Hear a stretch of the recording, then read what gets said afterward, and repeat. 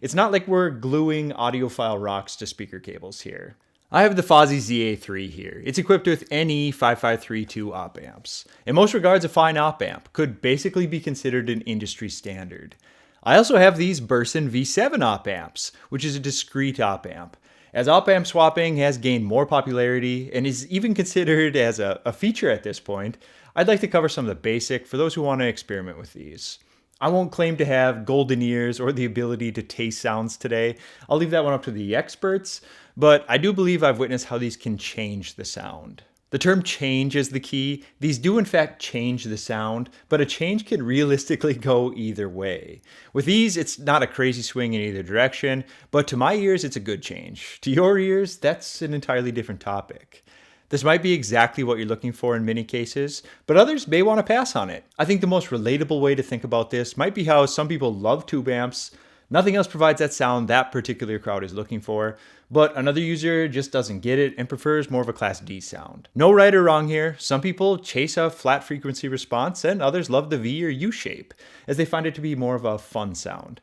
And that's what's great about this hobby. It offers us endless things to compare and discuss, and occasionally argue on the internet with people who you'll never meet beyond a profile picture of their dog on the 4th of July. If you guys wouldn't mind, could you please throw a like and comment below? And by all means, a subscription would be great if you're not already a member of the community.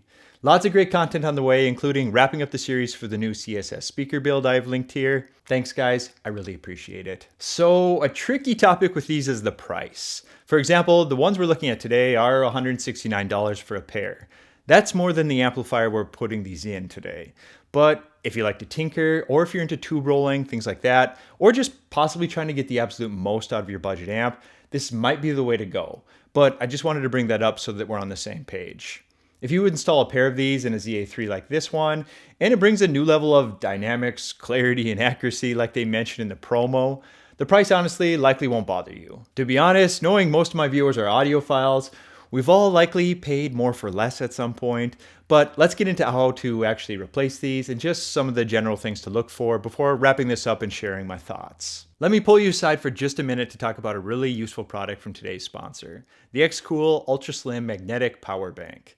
I have a couple of these and I've been playing around with them for a couple weeks, and I just want to cover a few points before jumping back into the video. First of all, I can think of a few scenarios right off the top of my head where one of these can come in clutch. Maybe you forgot to plug in your phone overnight, or possibly you're on vacation and plan to shoot a lot of video, or worst case, you're possibly stuck on a long road trip and one of your kids' iPad batteries just died. Nightmare. This slim yet powerful charger can keep you on the go with its 15 watts of wireless charging or the option of 20 watts wired. It's not one or the other either. I can have my phone charging via the MagSafe style charger, as well as a wired connection to something like a pair of AirPods. The integrated magnetic lock provides a really secure connection to your phone or compatible case. I think I would literally have to toss my phone across the room to lose the magnetic connection, which I'm not going to demonstrate today, but we can give it a good shake here and see that it really doesn't move. Also included with the kit is a USB charging cable, a kickstand that you can attach to the rear of the power bank for simple tasks like watching videos or FaceTime calls, and an additional magnetic ring for non-MagSafe compatible devices. 5000 mAh should keep you and your devices running through the toughest conditions. Expect around 19 hours of extended video playback on an iPhone 14 Pro Max, and roughly a 50% charge in 30 minutes. With these being as thin as they are, it's not really a problem to just attach it to the rear, throw it in your pocket and keep moving. I have it linked below on Amazon, as well as direct to their storefront. Now let's get back to these op-amps. Okay, take a look at what we get here. We get a couple of op-amps in the box, as well as a couple risers. Generally, you won't find you need these with most of the small desktop amps because these are already pretty tall. So if you put the risers on, it's unlikely to fit in the case.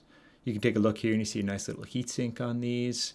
And then taking apart the amp, I use a plastic trim removal tool here. It's actually a car product, but it's nice for not scratching that faceplate. Then you can take a 10mm socket, unscrew the front. They all pretty much use this 10mm. Pull that off and then the faceplate should be loose. All the buttons on these amps typically have this same configuration here. And flipping it around, you actually just have to remove these two outside Allen heads. Leave the rest of them. That's just holding all of that to the back faceplate. Then just get these two on the bottom, and that's actually what's holding the chip heatsink to the chassis. Then you should be able to just pull off the front faceplate. Then you can either push the chip back, anything like that, just to pull it out. and everything should be exposed. And on this one, when you take a look at it, you're going to notice a couple things. One, there's thermal paste. Try not to get that everywhere and replace it when you're done. Then also that there's actually 5 op-amps on this one. So you're not going to have to deal with all of these. That one's just for the XLR. Then we have 2 subs. Then we get into the left and right. And since we're going to use this in a stereo configuration, we need to replace both of these. If you're using this as just a mono amp, you would only need to replace one on each amplifier. Taking these out, you can do it a number of ways. A tweezer, very carefully with a really small screwdriver, or in this case, a needle nose pliers. They come out really easy. Just be careful not to bend all the legs up. And if you do, you can always bend them back a little bit, but just try to be mindful of that. Orientation is key on these. On these, you see that little dot. You always want to line that up with the actual device. But then on these Burson V7s, you actually get this little ridge here. And that's what you want to look for to line this up to the proper configuration. Because if you don't do this, you're going to fry everything and you're going to be really disappointed when all the magic smoke gets let out. There's really not much to this. Anyone can do it. Just simply opening something up like this, installing these. Just be mindful. These are tall. They won't fit every chassis. So just take a look, get some measurements, see what'll fit for your particular amp. So now that I have this all installed, what do I actually think? Well, first of all, like I said earlier, I'm not going to claim to have golden ears here. The following thoughts are my own subjective opinion.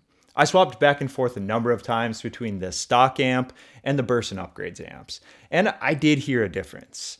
We're definitely wading to the waters of psychoacoustics here, which deals with the perception of sound without a doubt, but if I heard it, I heard it.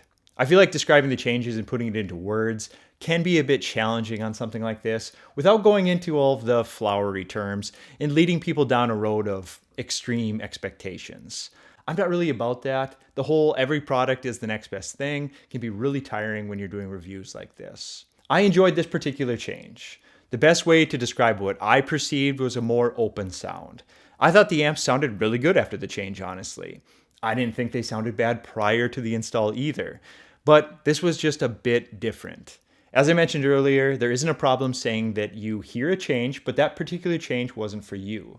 Could be a change in the right direction or something different altogether. It's going to be highly dependent on you as well as the equipment that you pair these with. I also want to bring this up and just want you to understand that there are risks. Most are minor if you pay attention and match these up with the proper gear. But you're modifying an electrical device, so always be extra mindful and take some precautions. I'd say the number one risk is the proper orientation during the install. If you miss this one, you're likely going to let all the magic smoke out of your new op-amp as well as the amplifier. I would also suggest testing the amp on a spare set of speakers or headphones after the install is complete, just to be safe. I didn't have any issues and have never actually encountered any issues on op-amp swapping on the numerous times I've done this, but just play it safe when you're opening up an amp like this. The other important topic I mentioned earlier was that price. It does essentially double the amp cost, but you can justify it in a couple of different ways. If you found the sound improvements brought this to a new level, nothing under the price of the amp and the op-amps can beat, then it's really not hard to justify it. The other simple way is if you're like me and you just enjoy the process of searching out improvements, half for the sound benefits and the other just for the love of tinkering with electronics, then I get that too. At the end of the day, this is something that actually makes sense that it can create a change. It's not like we're gluing audiophile rocks to speaker cables here. This was another fun experiment. These changes didn't magically beat out amps costing $2,000 after the install, but they did change the sound character to what I considered an improvement, and that is always welcomed on these desktop size amps. There's lots of options out there for op-amp swapping, basically covering every price range, but if you want to take a closer look at these Bursons, check out the link in my description for more details. They have a few different models that are in some ways tuned for different sound deliveries. That's all I have for today. If you could, please like, comment, subscribe. All that really helps out the channel. And comment below if you have any other suggestions on op-amps or any of your experiences here. I'd be glad to hear it, and I'm sure a lot of our viewers would too.